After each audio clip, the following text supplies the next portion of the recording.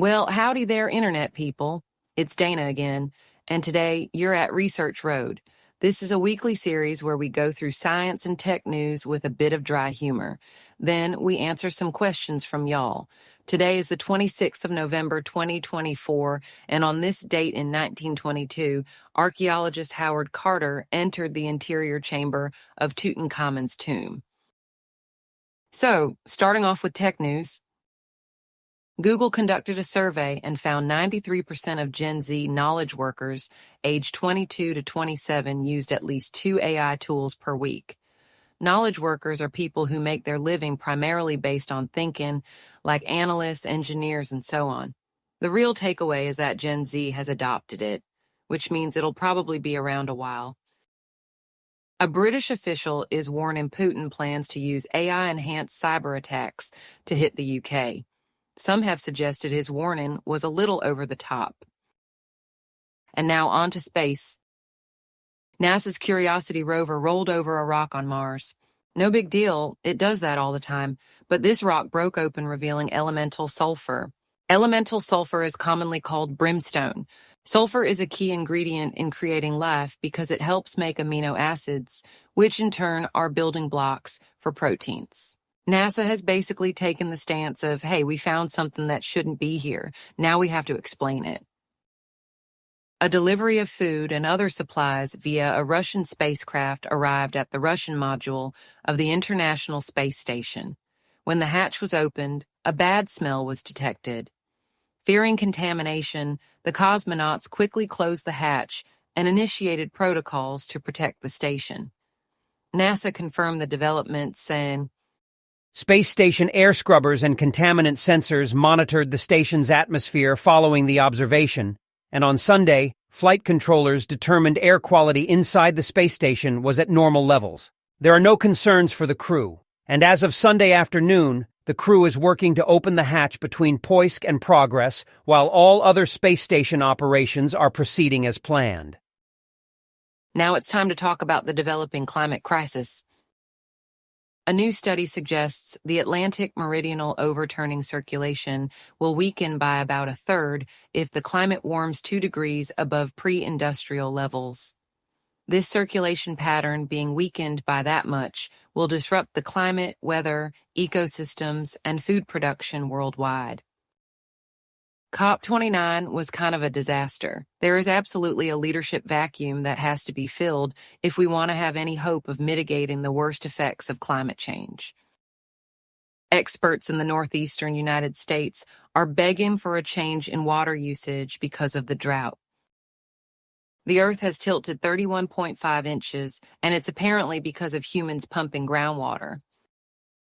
In the world of animals, new research indicates that chimpanzee tool use spreads via contact with other groups, meaning they learn from each other.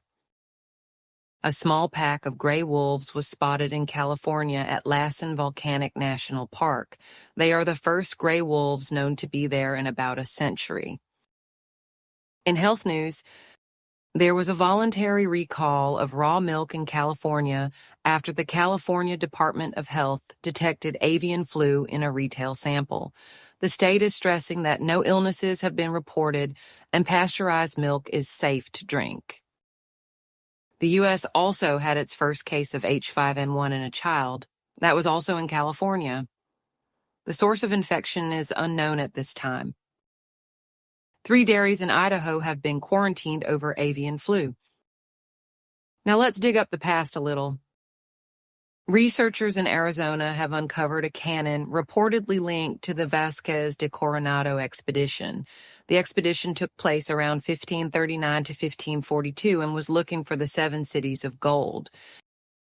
And now on to oddities. There's a sprawling supervolcano near Naples, Italy. The area around the Solfatara crater seems to be waking up and creating a higher output of carbon dioxide. While there will undoubtedly be a bunch of headlines talking about the worst-case scenarios, researchers are still working to understand the source of the increased emissions. Just to save you from clickbait headlines, if there is a full eruption, it could cover the planet in a blanket of ash and massively disrupt food production all over the world. The last large eruption was about 40,000 years ago. Homo sapiens are older than that, so no, it wouldn't wipe out human life. But we'd all have a really bad time. NASA was testing a special radar in Greenland and accidentally mapped a Project Ice Worm facility named Camp Century.